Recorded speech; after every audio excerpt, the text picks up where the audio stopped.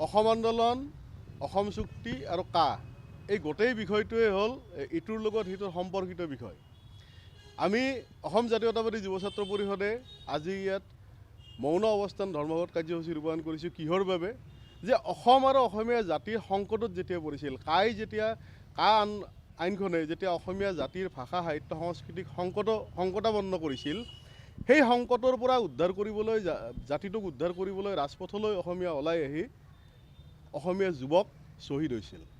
এতিয়া শ্বহীদেই জাতিৰ বৃহত্তৰ অসমীয়া জাতিৰ বা এটা জাতিৰ বৃহত্তৰ যিটো স্বাৰ্থ, সেই স্বাৰ্থ সুৰক্ষাৰ বাবে যেতিয়া ৰাইজ ৰাজপথলৈ ওলাই আহিব আৰু ৰাজপথলৈ ওলাই আহি যেতিয়া আন্দোলন কৰিব বা প্ৰতিবাদৰ কাৰ্যসূচী কৰিব, সেই প্ৰতিবাদৰ কাৰ্যসূচীত অংশগ্ৰহণ কৰি মৃত্যুবৰণ কৰা প্ৰতিগৰাকী আত্মাই শ্বহীদ, প্ৰতিগৰাকী যুৱক যুৱতীয়ে অসমৰ শ্বহীদ। গতিকে ইয়াত শ্বহীদক কা আন্দোলনৰ শ্বহীদ, অসম আন্দোলনৰ শ্বহীদ বুলি ভাগ কৰা প্ৰথম কথাটোৱে হ'ল দৃষ্টিগত আৰু এইটো অতি গৰিহণাযোগ্য। আমি এটা কথা ক'ব বিচাৰিছোঁ যে এই চৰকাৰখনে অসম চুক্তিক সন্মান জনাইছে, অসম আন্দোলনৰ শ্বহীদক সন্মান জনাইছে, আমি ধন্যবাদ জনাইছোঁ। একেদৰে যে অসমত কা আইন প্ৰযোজ্য হোৱাৰ লগে লগে অসম চুক্তিৰ 6 নম্বৰ দফাক কি ধৰণে কাৰ্যকৰী কৰা হ'ব, কি ধৰণে ইয়াক আগবঢ়াই লৈ যাব, সেই বিষয়টো কিন্তু সন্দেহৰ বিষয় থাকিল।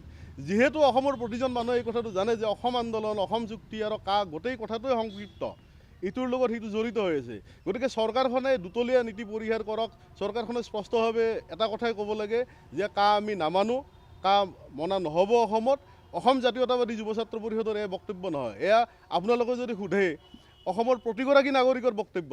আৰু এই বক্তব্যক সমৰ্থন জনাই চৰকাৰখনেও কাৰ বিৰোধিতা কৰিব লাগিব। যুৱ ছাত্ৰ পৰিষদে বিৰোধিতা কৰিছে, চৰকাৰখনেও বিৰোধিতা কৰিব লাগিব। তেতিয়াহে অসম আন্দোলনৰ প্ৰতিগৰাকী শ্বহীদৰ প্ৰতি চৰকাৰখনৰ যি দেখাবলৈ কৰা যি সন্মান, সেই সন্মান প্ৰকৃতাৰ্থত হ'ব।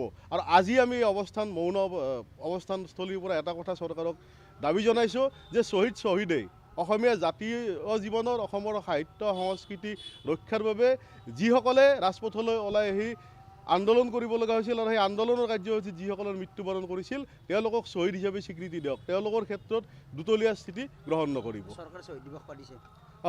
চৰকাৰে শ্বহীদ দিৱস পাতিছে। আমি কৈছোঁৱেই যে যোৱাকালি সমগ্ৰ অসমত চৰকাৰীভাৱে শ্বহীদ দিৱস পতা হৈছে। আমি তাক শ্ৰদ্ধা জনাইছোঁ, আমি তাক সন্মান কৰিছোঁ। চৰকাৰৰ সেই বিষয়টোক আমি আদৰণি জনাইছোঁ যে ঠিক আছে, অসম আন্দোলনক আপোনালোকে মানি লৈছে, অসম চুক্তিক আপোনালোকে মানি লৈছে, অসম চুক্তিৰ প্ৰতিটো দফা আপোনালোকে কাৰ্যকৰী কৰিব।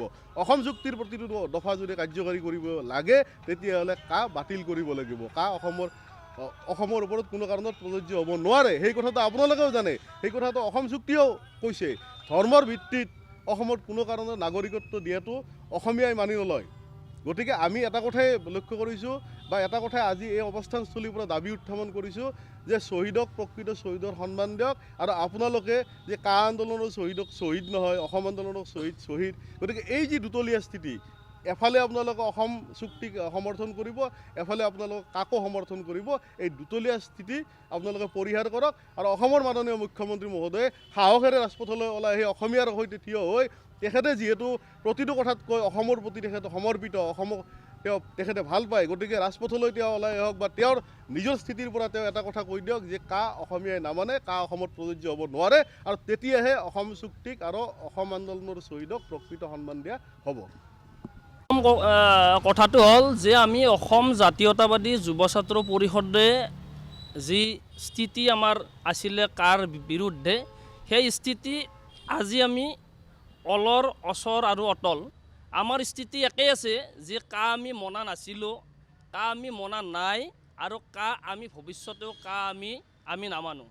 গতিকে আজিৰে যি প্ৰতিবাদী মৌন অৱস্থান ধৰ্মঘট কাৰ্যসূচীৰ যোগেদি পুনৰবাৰ কা বাতিলৰ গতিকে আমি দাবী উত্থাপন কৰিছোঁ। তাৰ লগে লগে আমি দেখিবলৈ পাইছোঁ যে যোৱাকালি অসম চৰকাৰৰ নেতৃত্বত সমগ্ৰ অসমত জাক জমকতাৰে আড়ম্বৰপূৰ্ণভাৱে শ্বহীদ দিৱসৰ কাৰ্যসূচী অনুষ্ঠিত কৰিছে। আমি ভাল পাইছোঁ, সেই শ্বহীদ দিৱসৰ প্ৰতি আমাৰ শুভেচ্ছা আছে।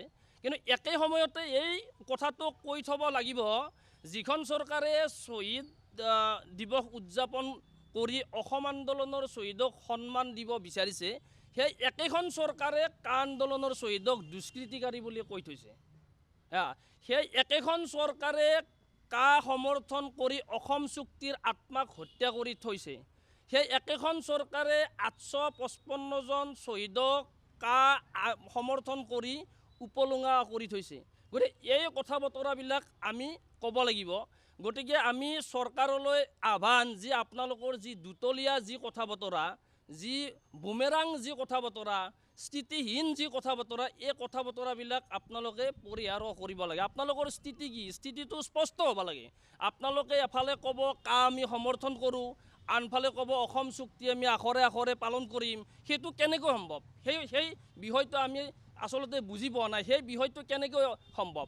আৰু ধৰ্ম নিৰপেক্ষ দেশ এখনত ধৰ্মৰ ভিত্তিত নাগৰিকত্ব দিব, সেই কথাটো কেনেকুৱা কথা? এই কথা বতৰাবিলাক আচলতে জনসাধাৰণ সন্দিহান হৈছে, জনসাধাৰণ বিপাঙত পৰিছে। যি ভাৰতবৰ্ষৰ সংবিধানৰ যিটো আত্মা ধৰ্ম নিৰপেক্ষতা, সেই ধৰ্ম নিৰপেক্ষতাটোক আঘাত আনি এই ধৰণৰ যি কলা আইন অসমৰ ওপৰত, ভাৰতবৰ্ষৰ ওপৰত জাপি দিব বিচাৰিছে, এয়াই আইনৰ বিৰোধ হৈছিলে, আজি হৈছে আৰু ভৱিষ্যতে হ'ব। গতিকে সন্মানীয় মুখ্যমন্ত্ৰী হিমন্ত বিশ্ব শৰ্মা ডাঙৰীয়াই অসম আন্দোলনৰ শ্বহীদক সন্মান জনাইছে, তেখেতক আমি ধন্যবাদ জ্ঞাপন কৰিছোঁ। আৰু তেখেতে লগে লগে এই বিষয়টো কৈ দিয়ক যে কা অসমত প্ৰযোজ্য নহয়, তেতিয়াহে অসম আন্দোলনৰ শ্বহীদৰ প্ৰতি সন্মান প্ৰদৰ্শন কৰা হ'ব।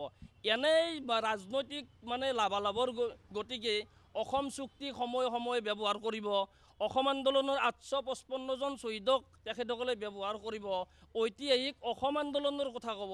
এই কথাবিলাক পৰিহাৰ কৰিবলৈ আপোনালোকৰ সংবাদ মাধ্যমৰ জৰিয়তে দাবী জনাইছোঁ।